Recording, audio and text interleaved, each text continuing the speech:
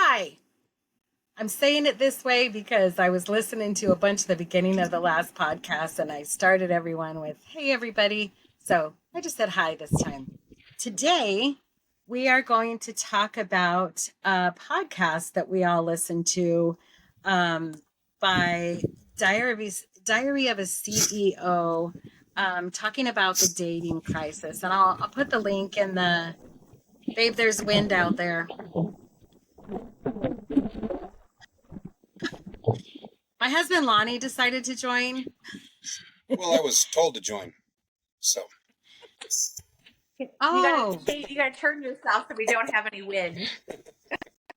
yeah. Make it so there's no wind on your microphone, please. Okay. That's better. We're so bossy.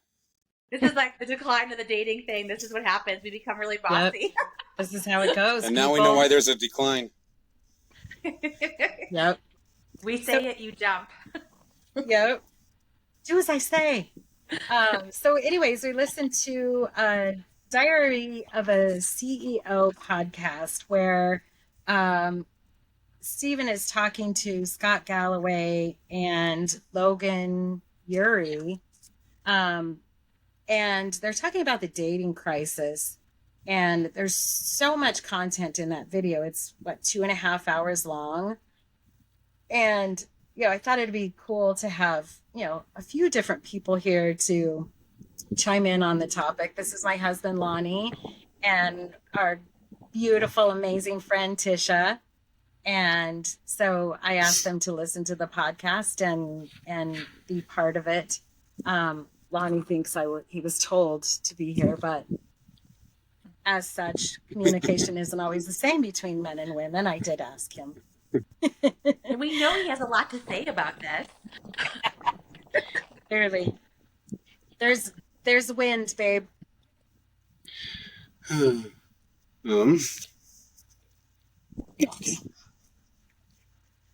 You could come back in and go to your room. Yeah, go to your room. Okay.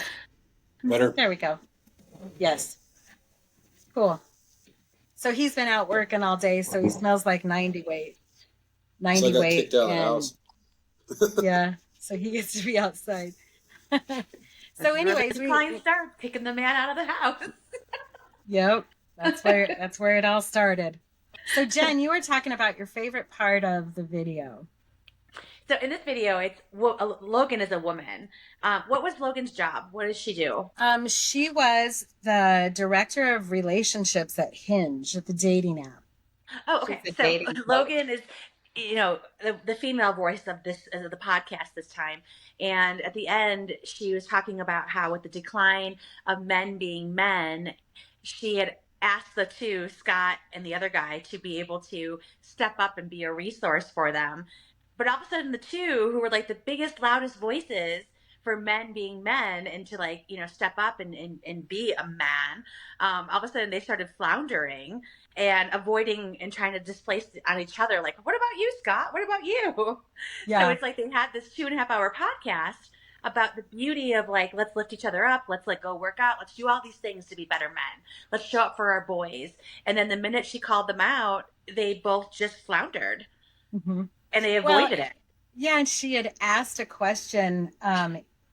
She was talking about a question that she asks people that she coaches for dating. If you were a piece of clothing in your closet, what would you be? And so Stephen answered, and then Scott answered. And as soon as she answered, Scott went right to criticizing himself about the outfit the piece of clothing that he chose, as if it was the wrong answer because a woman said it was the wrong answer, instead of just owning you liked the shirt you liked. Don't make it something bad because a woman said she didn't like it. And I think this comes down to testosterone. I think this comes down to biology, that men do want approval from their women. And there's been this, the Me Too movement. And there's a lot of ways that, just like they talked about in the podcast, that society has really learned to raise women up and forgot about males. And I think to a degree that's true, but I think women have always been in a support role for males. So when women start supporting themselves, they're not supporting men, and men have to figure out in a lot of ways how to support themselves, but also take ownership of it. Because, and that leads me to the one thing that I didn't hear them talk a lot about is women's interest in sex. That there's a lot of ways that women are not interested in having sex with men, as if men are the problem, rather than understanding how testosterone plays a role and creates a biological drive to connect with women. They're not just fucking animals that want to, fuck everything. They have a biological component to their bodies that's dramatically higher testosterone in men than it is women. If a buck is out in a field and it's just mounting all the doe out there, generally look at the deer and be like, what a fucking animal. But if a man is interested in having sex with every woman he's around, he's an animal instead of he's a mammal. So yes, do we ask them to balance their sexual interests with their partner? Yes, but I think there's a lot of ways we don't ask women to balance their sexual interests with their partner. I think I have a good sex life because when I got married the first time, I said to myself, I want to be somebody that's physically or emotionally, whatever, available for my partner at least, 15, 30 minutes every other day. If I don't have that, what kind of partner am I? Right. And I think that mindset helped me have a healthier sex life. And, Lonnie and I always have times where it fluctuates, but we at least come back together because we both have a sex drive and there's no shame attached to it. And we communicate about it. Sometimes your testosterone fluctuates. You have testicular cancer like Lonnie had. And that has a dramatic impact on how sex goes. And now he takes testosterone and that has an impact. And we've had to negotiate that chemical side, but most people don't see the chemical side. They just see the human side that, men are just animals.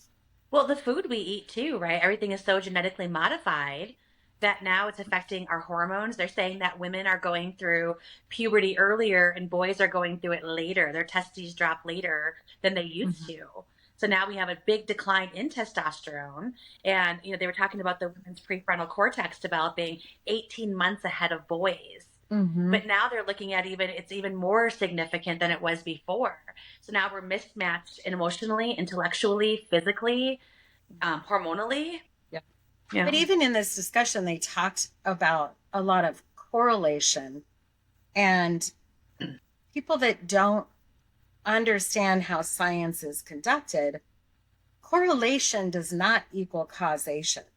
Right? Just because that fluctuation happened, they didn't really talk about what the cause was. There was one thing Scott talked about fatherless homes, and the impact of all of this is not all of this, but a lot of it is because there's fatherless homes.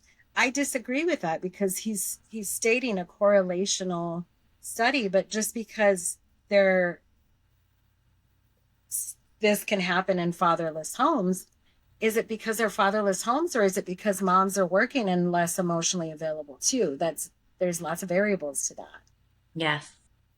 Yeah. It sounded like though that across the board, men need men, like more interaction. Yeah. So as much as single moms as we want to help and fix and do all the things, guys need guys, and they need to communicate, and not just be playing video games or playing sports, but actually have conversations and talk about real things. I think that's true to a degree, but I think it's a lot of women pushing that perspective, which is, hey, do things our way. and this is what you need. When,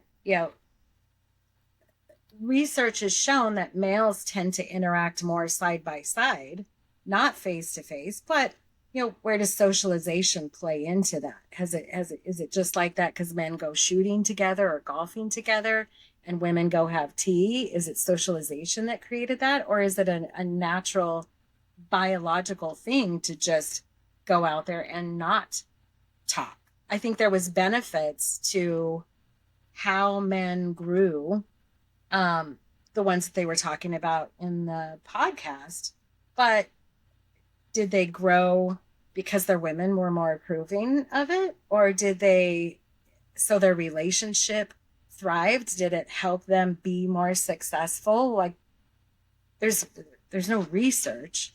So I think there's so many variables in the discussion, which is why I think it's cool to have that discussion.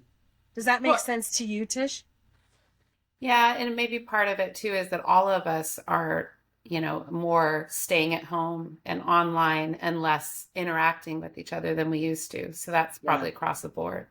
Yeah. Well, Tish, and I really think that, we're not designed to be lone wolves, right? And I think a lot of men had the mentality of lone wolves because of the evolutionary, right? From an evolutionary perspective, the men went out and hunted and gathered and sat there for weeks, hours, days, all those things by themselves, waiting for the great mastodon or the saber-toothed tiger to come, whereas the women stayed behind with the village. So as women, we've learned to be able to compromise, to communicate with each other, read a lot of body language, whereas the men just learned to sit, and wait and be patient. And there wasn't a lot of face-to-face that they were away from each other, just kind of probably checking in with each other. But from evolution, it's almost like men were designed to be lone wolves, but we're seeing with the suicide rate that being a lone wolf is not a good thing. But is that biological or is that social? Is that a social component? Probably a combination of both. Yeah. So it was interesting. Stephen was talking about one of the most profound graphs that he saw in the Lost Boys research, and it showed the point in time when women's income started to become more than men's in the UK. And that point was during COVID. But why would that happen? Because males couldn't go out and work doing the physical jobs that they want to do in a lot of ways. So they're stuck at home. Women went to work where they could work. And they didn't talk about that component. When did that cross? You get to look at too, the gyms were closed, the bars were closed. So you see where men do a lot of bonding is sitting next to each other at the bar watching a game. Maybe they're not drinking, but maybe they're eating. What they eat at the bar, they don't sit across from each other, right? They go to the gym, ball, and they do those things. So COVID really had a major effect. I think COVID only had an effect on the computer side and the more people in town. Men that do men jobs, we weren't affected at all. I work just as much or more because COVID doesn't affect you if you're outside. It's where you were supposed to be. So I think a lot of it had to do with they're looking at a problem almost through women's eyes. They keep saying men should talk, but they don't take into account how we actually talk. But I think that's because of that biological drive that men have to connect with their partner. They want sex. Yeah, we backpedal because we're just trying to figure out what you're talking about. We just want to agree. We don't necessarily understand. But well, I think there's not enough care for men in a lot of different relationships because they just get treated like animals because they want to have sex. The whole, would you rather leave your child with a bear or a man? And women are like, I definitely leave them with a bear instead of a man. But what they're not accounting for is how many men didn't hurt you. There are more good men than there are bad men. Absolutely. Yes. And if you don't have that ability to override your own trauma, Yes, the whole world is out to get you. And then we have the Me Too movement that treats everybody like all men are bad. And it leads to our political situation where men are like, fuck it, let's take all the women's rights away and get our rights back.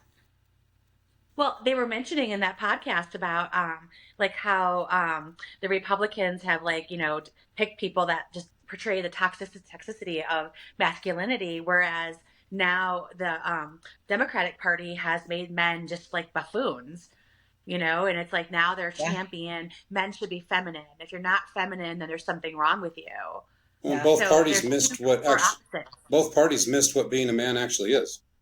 Right. Because the Republicans they have in charge are they're not any sort of man that would understand man code. Right. Yeah. Right. Yeah. It's locker room boy code. Yeah. But what they were saying too with that political representation is that too now men are now not even considered anything, right? We just knocked him out of the picture completely. And now the suicide rate of men is what, 75% of the population? Like 75% of suicides is men. It is higher for men. Yeah. I think I think a lot of that suicide is men trying to play a role that they don't understand. I totally I agree. I think it's relational. Yeah. You know, in society, mental health culture looks at suicide as pathology, right? You died from depression. Well, why did you have depression? What I see when I see someone that's suicidal is a lot of times that person is suicidal because they were coddled their whole lives. And all of a sudden, this person can't take care of them.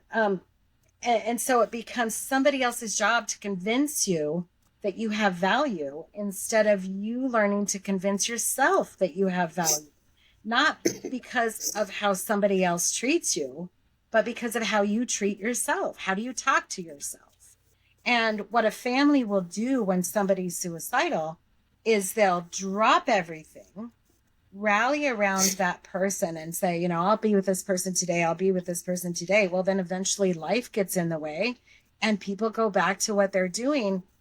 But all of a sudden that person's brain recognized how loved they were felt, and their brain knows how to get dopamine without thinking about it. And it starts to become depressed. I saw this in my own family. People got more love by being sick than by being well.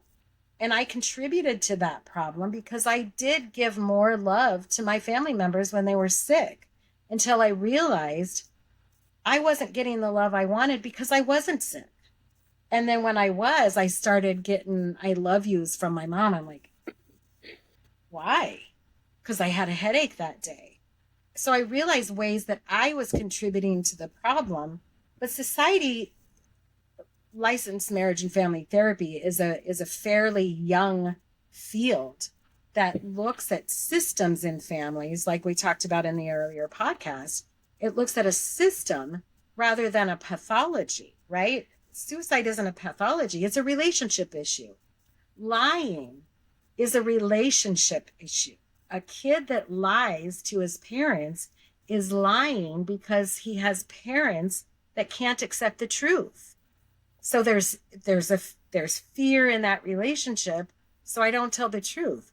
The majority of the time it's relational, but there's not discussions around those relational components. So I think there needs to be more consideration for that. Somebody that's suicidal, you know, may feel like he doesn't have value, but is he just looking for somebody to tell him all the time that he has value? Or is he challenging himself to get himself out of that mindset and learn how to think differently and be aware of when he's criticizing himself based in somebody else's viewpoint? So I think that relational component is, they talked about dating, but they didn't talk about relationships. Right? Or they weren't modeling what a healthy relationship was. Yeah, Yeah. absolutely.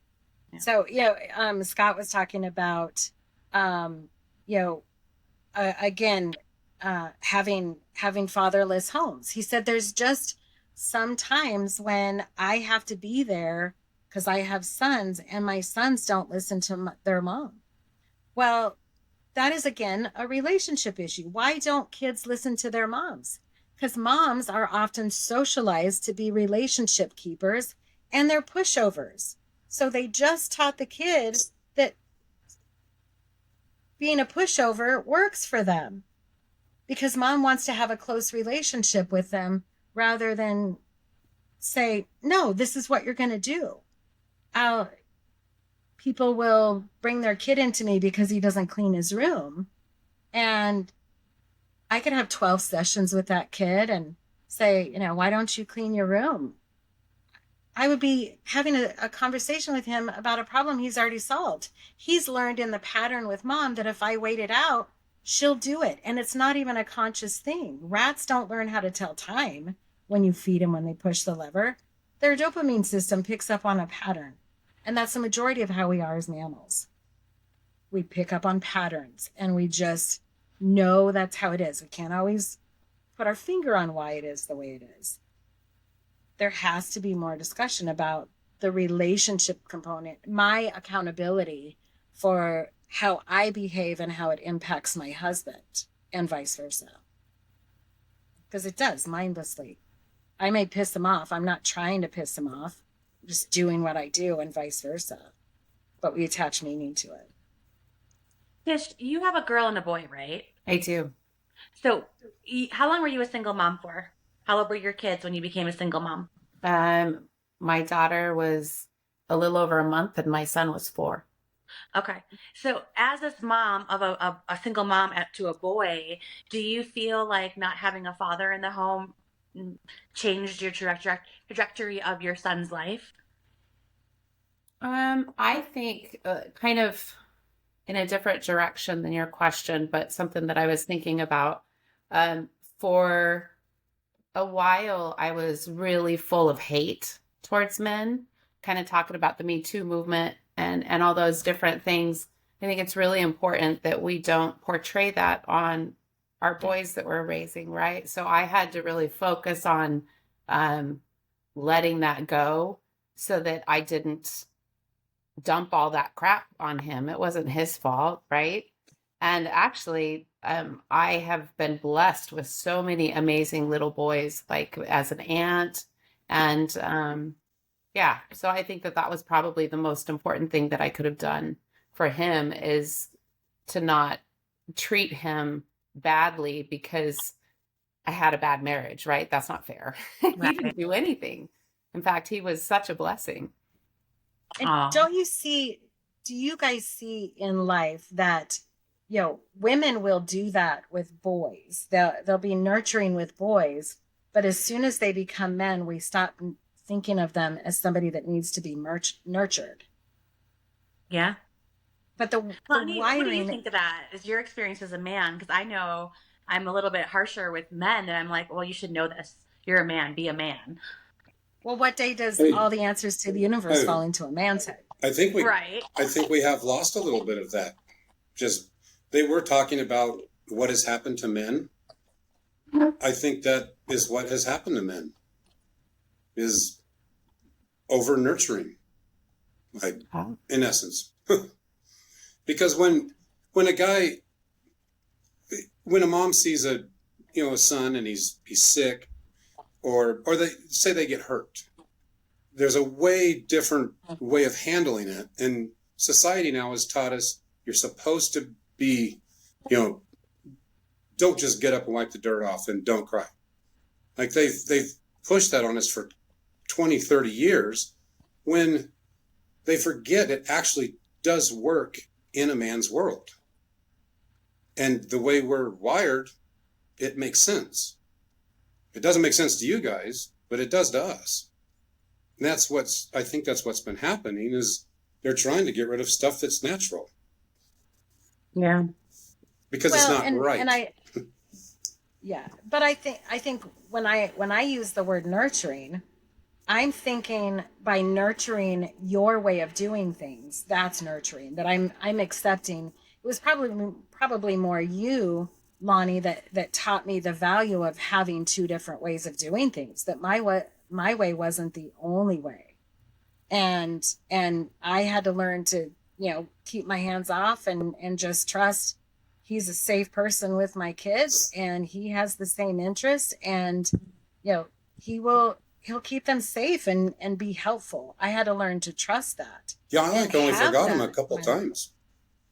So yeah, you're pretty good. There were those moments.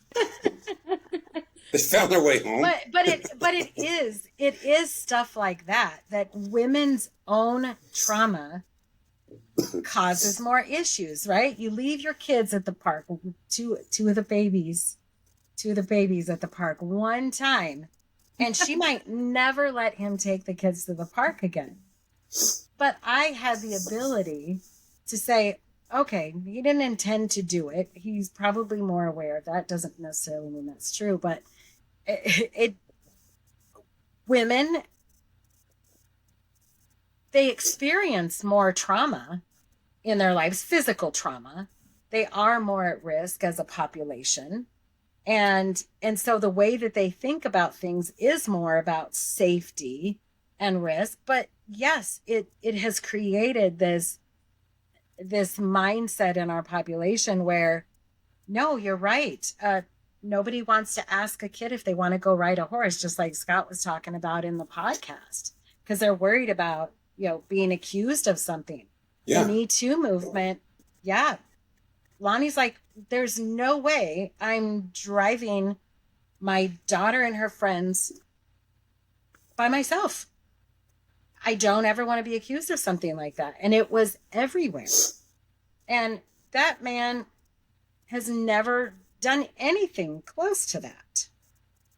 No. So we have to, as a population, be able to be aware of our experiences and address them so they're not just constantly mindlessly driving our bodies. But we have to be able to disagree with them. That's actually the treatment for trauma, is learning to disagree emotionally with the rules your brain has made to try to protect you from things that could never happen again. You're not going to be the same age. It's not going to be the same day. It's not going to be the same weather. Like, there's lots of different ways to change how we experience them. But if we're always right, everybody's always bad. And that's just not true. I know way more good people than bad people. And I see people as a therapist at their worst. And they're all good. I'm 13 plus years in practice. And I can count on one hand the two people that I'm like, they might be bad people. Everyone else was normal within the context of their own lives. Doesn't mean effective, but normal within the context of their own lives. They learned to be more effective. Lonnie, you had mentioned earlier, you're like men trying to understand, like we were talking about, the suicide rate and things like that, and men, female, their impact on men, right? Trying to and you guys trying to figure out where you stand, what you need to do, how you need to interact. What is that like for you? I don't get hung up on getting it right. So I think that's how I don't have a problem with suicide. Or sometimes I'm just not going to understand. And he's a different animal. It's probably not fair to have him on here. well, no, I think one of the things that's interesting about that is they talk so much about there being this huge problem because men aren't being men anymore, and birth rates dropping and all of that. I couldn't understand why birth rates dropping because we don't have any men was an actual problem. Maybe it's just biologically we're resetting the clock and getting rid of the ones that aren't men. Well, they were talking about the people not wanting to procreate, not wanting to have sex, not wanting to procreate. And I was reading another article about how the Y chromosome is disappearing, and they're trying to figure out how to get the Y chromosome back. And did you read that there's a study about mice, and it's been repeated. Oh yeah, that's times. fascinating. Yeah. So what they did is they made a rat population. What was it? A socialist? Oh, I saw that. Yes. Yeah, where everything was perfect. Everything was perfect, and what ended up happening was the mice every single time, the mice ended up evolving to homosexuality. Well, it's when it hit a certain population threshold is when it started to change in every single study. Yes. Yeah. And the population died off. Every time. That was fascinating. Violent, right? They started becoming really psychotic. Cannibals. Yeah, that was interesting. What did you guys think about when they're talking about masculinity, they were talking about you need to be a comedian, you need to be funny. Your posture, you need to be bigger as a man. Scott was talking about men's masculine posture. Male manners, like opening the door, making money, conflict resolution. I hated the comments about opening the door, but it is true. There's a lot of women that are like, I don't want to date him because he didn't open the door for me. Well, if women want kind and compassionate, was he kind and compassionate? And where are you on the feminist spectrum? You want to be an equal, but you don't want to open your own fucking door. Right? Yeah. Where's the accountability there? What were your guys' opinions about like posture and comedy and manners and those masculine things? I think they underplayed it a lot. There's way more to it than just the little things that they said. Like, men do have we have a different way of socializing with each other than we do with women. Mm-hmm. And it's true that the way we socialize would not work with you. Like I don't go into a bid at a job and it's a woman the same way I do with a man, because I need to connect to her, and that's not going to work. Getting big doesn't work. All of the things that you would do with a guy, you don't do with a woman. It's completely different. And I found them out by trial and error. Like it's not like I knew exactly what to do. I just know, that didn't work, so I'll try something different. But with men, we actually have like a playbook, and we know how to do it. And I think that's one of the things that they completely missed is it is there. You just gotta, you have to use the rules. There are a lot of them. I remember when I was 16, I was breaking up with a boyfriend, and I totally broke his heart. And, I was always attracted to masculine men. I like men. And when I broke up with him, he was crying, which made me want to break up with him even more. Show me some emotion, but don't show me any emotion. Yeah. So I did. As I've gotten, throughout my life, I've had to learn to accept it's a human thing. It's not a weak man. It's a human thing to cry. Yeah. And humans have to be able to feel and experience what they feel. And I have to be able to make space for other people in my life. Yeah. So, but I think the posture thing, be bigger. Yeah, I am attracted to bigger men, but I'm attracted to shorter men too. I just like men. Well, I think their point was too, like, work out, right? Go take care of yourself. Yeah. And when you want to fuck you? Yeah. That was a great question. You carry yourself with more confidence. So it wasn't about being bigger. It was about more like being confident, portraying yourself as confident, portraying yourself as healthy, being the best you can be. Are you being the person you want to be in a relationship? Yeah, that applies to both sexes. Yeah. Yeah. And I have that conversation every day in my office. A couple will get into a fight, and usually one of the questions I ask them is, did you like how you were being in that moment? But who cares what your partner thought? Did you like it? If you're going to change something, do it for you.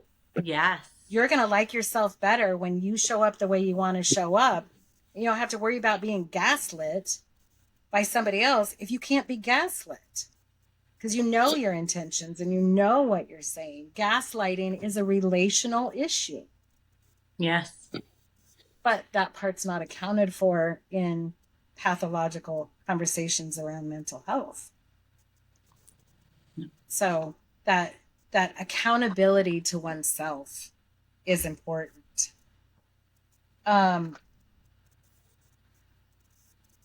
Just looking at some of my notes. Perceptions in dating. I loved that she said there should be what did she call a mandatory 2-date minimum. I think that's a good thing, and people need that. Because they'll be like, well, he didn't open my door, I'm not going to date him again. Instead of, maybe you're off today, or maybe they're off today, and maybe you just didn't want to go where you went. Like, there's so many variables. Try other things. Challenge yourself to do things against your automatic reluctance. And absolutely, there's 8 billion people on the planet. About half of them are men. I see cats and dogs all day long when I do online therapy. Yeah. So I think that's important too. I liked that she said that. There was another Diary of a CEO podcast that I listened to about charisma. And, when it comes to dating, people don't go the extra mile. They want to meet somebody, but they don't go meet somebody. And, they're so reluctant to communicate. And I think that a lot of that is generational, because, younger generations do talk more over text and online and digital, not face to face. And eye contact has a chemical impact on your brain. Eye contact produces oxytocin in your body. And people are reluctant to even make eye contact. So this other podcast, I wish, Charlie Hubert, I think was his name, the guest on the show. And a couple things that he talked about was, always say one more sentence. Like if you're in the elevator, instead of what floor, you say, have you lived here long? Or, anything that extends the conversation past just that, how are you? Fine, be done. Elevators are such a weird space, right? People that become very quiet and they don't want to interact or touch anyone. Yeah. It's awkward because it's a new situation, but awkward's never killed anybody. We're elevators. So I love it when they talk about when someone comes in and they say hi and they're like, you can see me? And you're fucking with people on the elevator. That's funny. I like the ones where the door opens and everyone's facing the back wall. Those are funny. I have no problem. I talk to everybody, and that's one of my biggest flaws is that is I go out to the store for 10 minutes and it takes me an hour and a half because I'm too busy having conversations with people about random things like eating Cheetos with chopsticks. Yep. Conversations and stirring shit. Yes. Yep. Jen is our shit stirrer. Love it.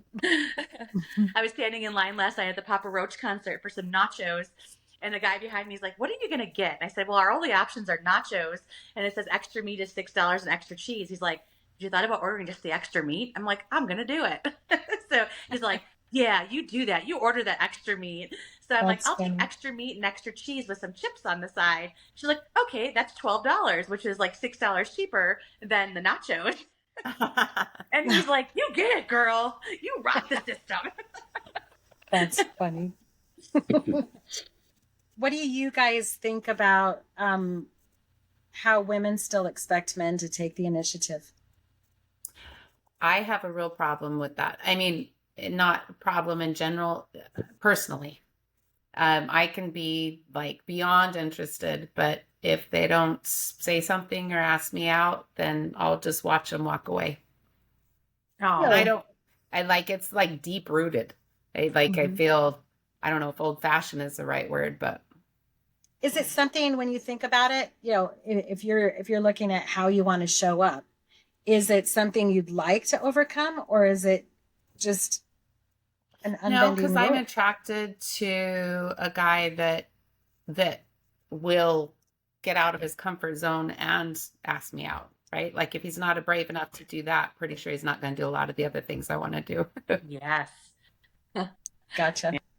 For me, I always picked the wrong person whenever I saw something I wanted. It was never good for me. So I had to learn to let people approach me, because I'm like, all right, my picker's broken. I find that because I talk all day, when I leave, I don't want to talk to anybody. So, the idea of getting on a plane and somebody knowing what I do for a living is mortifying to me. I tell people I'm a mortician.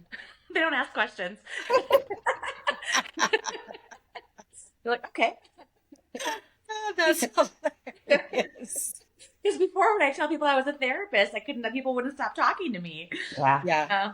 Yeah. Lonnie, what's it like for you? Would you rather have a woman approach you or approach her? How does it feel to have the roles reversed, where she comes to you, brings you flowers, does the traditional male masculine role? I don't know why they don't. It's silly. Aww. I think the whole thing is goofy. And that's I'm the same way. I don't really put myself out there. I think short of Mary, that's about the only person I did put myself out there for. The rest of the time I just wait for them to come to me. We met online dating too, by the way, Match.com 22 years ago. Well, and it was was different. Is that people just don't fall out of the sky into your lap and be like, hey, you want to date? Yeah. Yeah. And if we're all afraid of rejection and abandonment, we're never going to date. Yes. And again, when I work with single people, every single one of them wants to be in a relationship, but they don't want to take the initiative. If you want to gain weight, you never eat, you're not going to gain weight, right? The food is not coming to your mouth. You have to go get it. Right. Nobody's knocking on your door. If you don't leave your house and connect with people because you don't want to online date, then you're going to have to go do something in person. Yeah, I think the biggest thing is just going somewhere and doing something and just let that happen. You don't have to ask people out. You just end up talking to somebody and then it works. Yeah. And that's why I like the idea of one extra sentence. What Scott was saying too is be social, be out there, be confident, go work out, eat good food, do all the things for yourself that make us not a lone wolf, that make us have a community, have a village, so that we're not feeling depressed. We're not feeling like we're just out there by ourselves. Yeah. Well, and we get so conditioned to think that everyone is going to be like everyone that's in our lives. Instead of understanding, if we always show up the same way, we will create the same patterns in our relationships. So yes, you have to do something different if you want a different outcome in a relationship. Yeah. One of my favorite quotes is, the world doesn't give you what you ask for with your intentions. It gives you what you demand with your actions. Mm-hmm. Right? What action is one person taking to do something different? You want to lose weight? You want to get more exercise? Do you want to change your diet? And those are elephant size changes versus, how about this time you just use a smaller bowl? How about this time you just eat vegetables instead of adding potatoes? Like, everything about where we want to be is based in some action that we can take to design that for ourselves. People are constantly like, I just haven't found myself, or I need to go find myself. Well, there's not. God, that drives me nuts. Yeah, there's not this treasure chest inside of us that has all the answers. It's taking the wiring that exists in our brain and moving out into the world and finding what we like and we don't like, that we design ourselves. We don't find ourselves. But people don't take that action. They think, well, I'm this kind of person because this is what my mom said, or I'm this kind of person because that's what my dad said, or this is what my friends told me. No, that might be what they think. It doesn't mean that's what you are or what you'll always be. You get to design yourself. And you never learn anything about yourself from someone else. If I say to Lonnie, I don't like spinach, what did he learn about himself? Nothing. He learned I don't like spinach. If I say I don't like your shirt, what did you learn about yourself? Nothing. He learned I don't like his shirt. If I say I don't like your fucking attitude, what did he learn about himself? Nothing. He learned I don't like something that he's doing. But if he automatically takes it personally and is like, oh, I need to change myself, he's going to miss the boat, because it's actually, the complaint is about the complainer. Yeah. So be but think present about with how what I'm much saying. conditioning is based on that, right? Other people's opinions, other people's words and thoughts in our formative years, right? We develop so many things. So Lonnie, when you say, I don't like your shirt, Lonnie probably thinks, oh, I totally failed, right? Again, I screwed up, right? Not him. That is, no. Somebody else would. No, I don't. I don't think that at all. Actually, fucking don't wear the shirt then. That's his new favorite shirt. He would definitely say, "Well, don't wear my shirt then." Yeah. No more pickle shirt. Yep. But to be fair, if he were in a relationship with most other women and he's like, "Well, don't wear my fucking shirt then," it would be a problem, because what works in our relationship works for us, and all relationships are designed by the two people that are in it, not what everyone else says. So if we don't have accountability for how do we integrate somebody else into our lives, right? What if you get into a relationship with somebody who has everything that you want him to have, but he just refuses to open the fucking car door for you? Yeah. Well, guess what? You missed the boat, because you're not making space for somebody else in your life. You're just wanting that person to manage your discomfort because you can't manage it yourself. And it sets up really unhealthy patterns in relationships. They will struggle. I have to go. I don't know if you guys want to continue talking, but I have to go because I have a 1:00 appointment. Okay. That sounds good. Okay. Well, let's chat about it. Maybe we'll pick up some more next time. We'll see how it goes, and if not, we'll talk about something else. All right. Thanks everyone for showing up. Thank you for joining us today. Yes. Everyone else, do man stuff. Yeah. Yeah. Everyone, listen, like, subscribe, provide feedback. Go ahead and give a thumbs down and a fuck you, you suck. I'm not afraid of it. So give it to whatever. Us. Yep. Yeah. We look forward to seeing you next time. Go out there and be great and do the best that you can do in this world. And remember, you make a difference. Decide how you want to show up. Yes. Yep.